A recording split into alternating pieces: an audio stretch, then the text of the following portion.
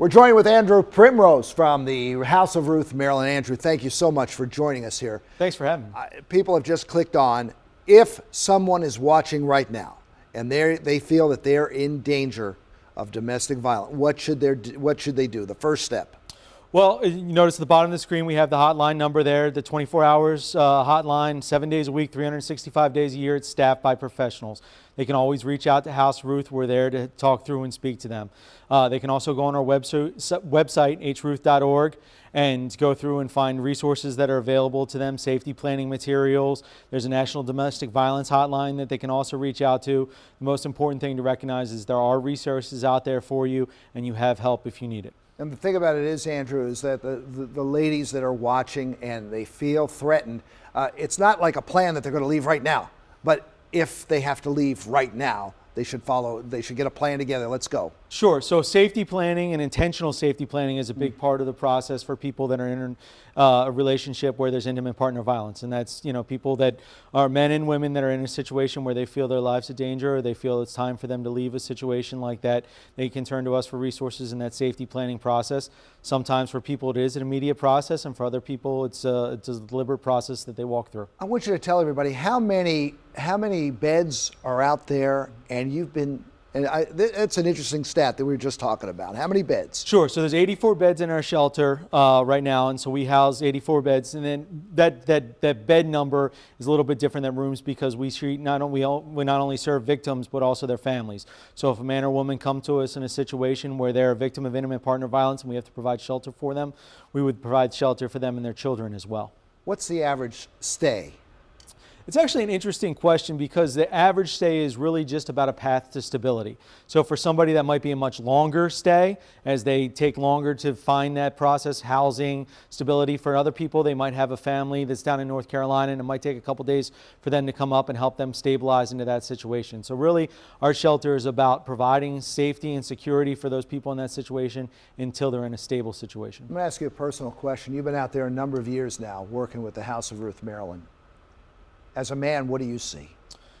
It's been an interesting journey for me, Jamie. I grew up in Baltimore. I've lived in Baltimore my whole life, and like a lot of people, I found out about House of Ruth. Tangentially, I've heard about what House of Ruth does, and then I found out a lot about it when the Ray Rice incident occurred, and that was really my eye-opening to that experience. But from my viewpoint as a man, to learn about this issue and understand the breadth of it, to know that 1 in 4 women will be a victim of intimate partner violence in their lifetime was something that was eye-opening to me. To understand that there have been people for 40 years in Baltimore providing shelter and safety and security and stability to people that are victims of intimate partner violence, that was something I had no clue of. And over the last 3 years, it's been a journey for me to learn about the work of House of Ruth and frankly, this issue, which is beyond just the violence, but it's also the attitudes, the behaviors, and the cultures that enable this kind of thing to continue. And it's something that, as a man, I look at it from the perspective of I don't like imbalances of power. I don't like people being picked on. I don't like people being taken advantage of. And at its core, at its heart, intimate partner violence is really about people abusing power and control and privilege. And that's something that's been a learning experience for me, and I'm grateful to all the people at House of Ruth that have taught me over the last 3 years. Well, as a man, I'm proud you're speaking out. And another thing is, as we've talked with a number of people from the House of Ruth, they say friends, relatives, if they see something, it's always they always hold their tongue, but you can't do that anymore, can you? No, and that's a big part of what the House of Ruth is doing right now, and our emphasis is that this is not a private family matter. This is not something that should be held between, in a relationship and in a marriage. This is a societal issue. This is a public health issue. And it's something we need to address as a public. And if people have concerns about behaviors, if they have concerns about that, they need to address it together as a family. It's not that long ago, generation ago, where substance abuse issues were something that was not talked about. It was pushed down in the shadow. It was hidden. And the world's a better place now that we're addressing that and working on that together. And to say, you need help, these are places that you can go get this help and go get this resource. We have an abuse intervention program that's been running since the late 70s that works directly with the abusers, with the idea that we have to educate to change this behavior. We have to break the cycle.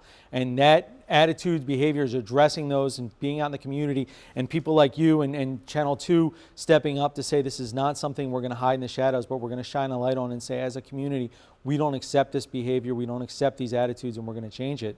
I imagine you hear stories from them saying, "Oh, he just hit me once. I can't leave him now. I got to do it for the children. It was my fault."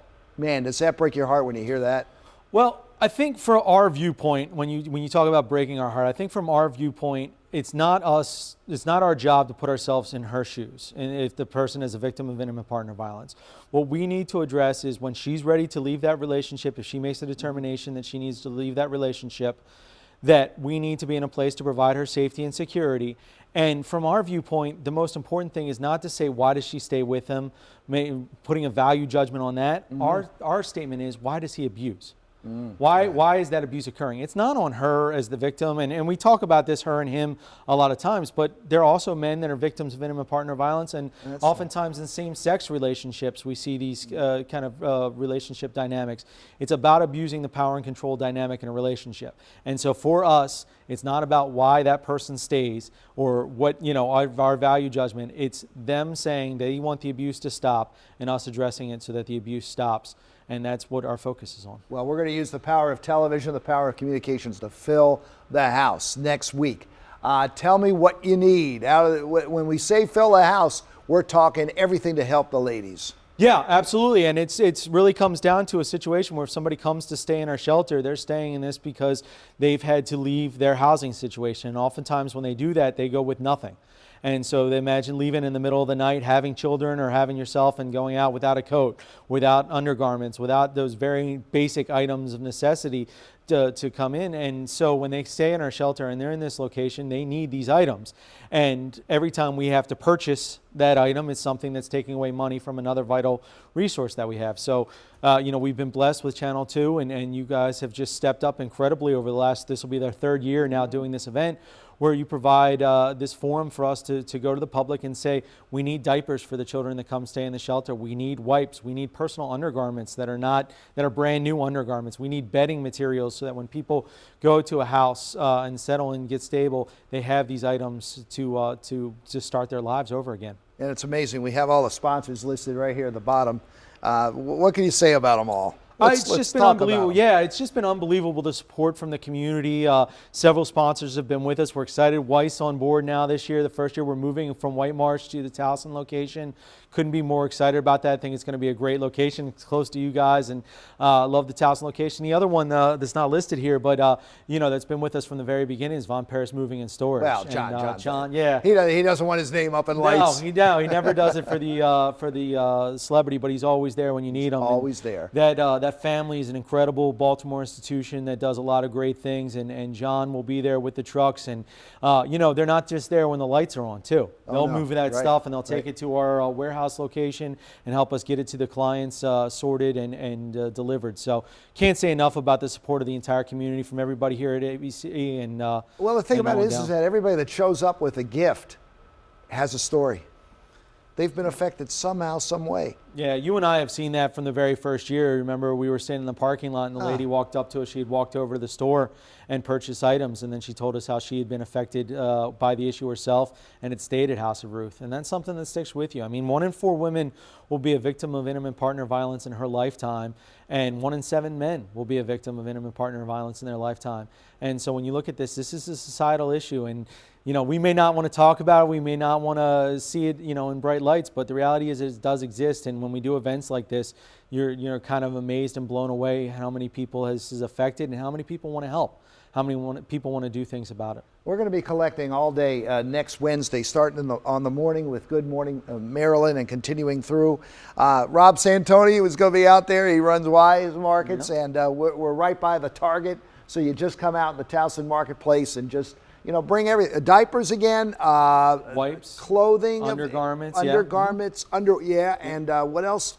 Bedding materials. You need a lot of bedding stuff. Yeah, pillows, blankets, sheets, comforters, all of it. Yeah. How about if we don't have time to shop, can we just bring money? We love money. As a development person, I love money. No, and then it helps us buy the resources that we need and provide the stability for these people as they're undergoing this tough time in their life. So yeah, absolutely, please stop by. And if you don't have anything to give, but you want to come talk to us, stop by, share your story, be a part of this, and be with us that day. Do we that are not in that house really realize what's going on in that house?